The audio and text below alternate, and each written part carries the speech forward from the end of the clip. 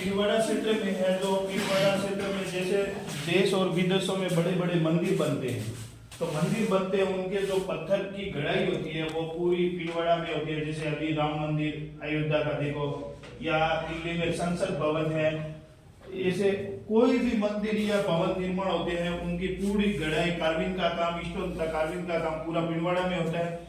और कार्विंग का काम करने से जो मशीनीकरण से वो डस्ट उड़ता है गढ़ाई करने से, जिस डस्ट से जो एक बीमारी होती है जो सिलिकोसिस बीमारी कहते हैं, जो सिलिका डस्ट होता है, और वो डस्ट बीमारी होती है जो इतना मुहिम होता है, जो 1 mm और 0 mm होता है, जो मास्क लगाए तो भी रुकता नहीं है, सिलिकोसिस हो जाती है।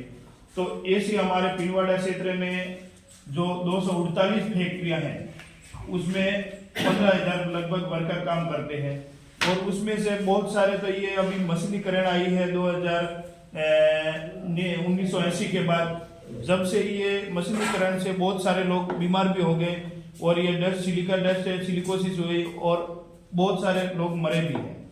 तो इसमें हमने शुरुआत, जो ये बहुत सारे लोग मर रहे थे तो हमने भी देखा कि ये मर रहे हैं, तो उनके लिए किस तरह से बचाव किया जाए, किस तरह से इनको बचाया जा सकता है। तो फिर हमने एक संगठन किया, फिर आवाज उठाई सरकार के सामने। तो फिर पहले तो सरकार मानने को तैयार नहीं है कि स्टोन कार्विंग करने से कोई सिलिकोसिस होती होगी। फिर हमने धीरे धीरे लगातार सरकार के साथ पैरवी की, कैंप किए। तो पहले 10 लोगों की जांच की, 10 में से 4 लोग सिलिकोसिस निकले। फिर ऐसे ही लगातार हमने 19 कैंप किया। 1900 में 4400 लोगों की जांच हुई, जिसमें से 100 लोग सर्टिफाइड निकले सिलिकोसिस। तो फिर सरकार भी धीरे धीरे मानने लगी।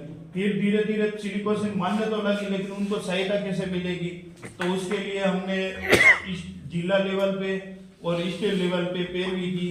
तो सरकार ने 19 में सिलिकोसिस पॉलिसी बनाई।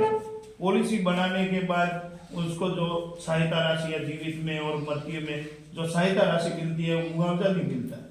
तो हमारा भी ये है कि जो सरकार एक बार ये पत्थर गढ़ाई का काम, तो ये तो राजा महाराजों की तरह पुराने टाइम से आ रहा है, चला आ रहा है। तो ये कलाकारी है और देश विदेशों में चल रही है, तो ये कलाकारी भी जीवित रहे और इनको बनाने वाले जो कलाकार है वो भी जीवित रहे। तो उनके लिए अपन ये जो सेफ्टी हो और मतलब स्वास्थ्य सुविधा हो, सुरक्षा और स्वास्थ्य सुविधा कैसे करे, तो सभी कारखाने रजिस्ट्रेशन हो। और ये पत्थर कढ़ाई का काम जोखिम वाला है, तो जोखिम वाला काम तो पॉलिसी में तो कहा है, सिलिकोसिस पॉलिसी में, कि एक भी मजदूर काम कर रहा है तो उस कारखाने को रजिस्टर होना चाहिए। लेकिन वो अभी कारखाना रजिस्टर्ड नहीं है, तो कैसे हम रजिस्टर्ड करवाएं और कैसे इसमें सेफ्टी आए और स्वास्थ्य की सुविधा हो, ये हम करते हैं। इसी के साथ मैं जोड़ना चाहूँगा। हाँ, मेरा नाम मदन लाल है और मैं भीलवाड़ा से आता हूँ। कौन ये बताइए उन बातों में एक ही बात जोड़ना है मुझे, कि जब हम सरकार के पास जाते हैं तो ये धर्म से जुड़ा काम है और संस्कृति से जुड़ा काम, तो सरकार इसमें हाथ डालने से डरती है। फिर इनकी सरकारें जो अस्थिर हो सकती है। आज माहौल जो देश में देख रहे हैं वो यही है, पूरे धर्म के आधार पर ही चलाया जा रहा मुहिम है। तो इसमें सरकार जब हम रखते हैं तो वो कहती है कि धार्मिक है, ये तो संस्कृति को बढ़ावा दे रहे हैं। लेकिन इस संस्कृति को बढ़ावा देने के साथ जो मानव अहित हो रहा है, जहाँ पर आपने गायों के लिए कानून बना दिए, तो वहां पर तो ये मानव वधशालाएं बना दी हमारे लिए। तो ये इस फेडरेशन के माध्यम से ये होगा कि कम से कम एक नेशनल लेवल का फेडरेशन, उसका अगर हम भी मेंबर होते तो हमारे लिए अच्छी बात है और फेडरेशन के लिए अच्छी बात होगी, क्योंकि ये न दिखने वाली जो जनहानि ये बाहर आ जाएगी।